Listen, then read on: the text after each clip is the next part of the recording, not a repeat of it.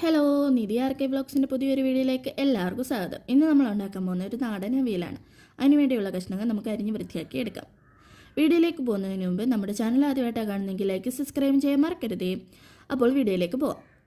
വേസ്റ്റുകൾ നമുക്ക് പച്ചമുളകിന് ഇടാം. ഇട്ടതിന് ശേഷം പച്ചക്കറി നമുക്ക് നന്നായി കഴുകി വൃത്തിയാക്കി എടുക്കാം.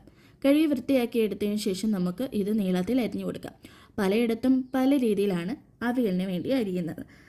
നമ്മളിവിടെ കനത്തിലാണ് കഷ്ണങ്ങൾ അരിഞ്ഞെടുക്കുന്നത്. കഷ്ണങ്ങൾ അരിഞ്ഞതിന് ശേഷം നമുക്കിതൊരു കുക്കറിനകത്ത് ഇടാം. കുക്കറിനകത്ത് ഇട്ടതിന് ശേഷം ഇതിലേക്ക് തക്കാളി, സവാള, പച്ചമുളക്, കുറച്ച് കറിവേപ്പില, കുറച്ച് തേങ്ങ, കുറച്ച് മഞ്ഞൾപ്പൊടി, കുറച്ച് ജീരകം, ഉപ്പ്, പിന്നെ കുറച്ച് 2-3 അല്ലി വെളുത്തുള്ളി അരിഞ്ഞ് ചേർക്കാം. ഇത് അരച്ച് ചേർക്കുന്നവരുണ്ട്. ഇവിടെ ഇങ്ങനെയാണ് അവിയൽ വെക്കുന്നത്. നമുക്കത് അടുപ്പിൽ വെച്ച് നന്നായിട്ട് വെന്ത് വരുമ്പോഴത്തേക്കും കുറച്ച് വെളിച്ചെണ്ണയും തൂക്കി നമുക്ക് ഇളക്കി എടുക്കാം.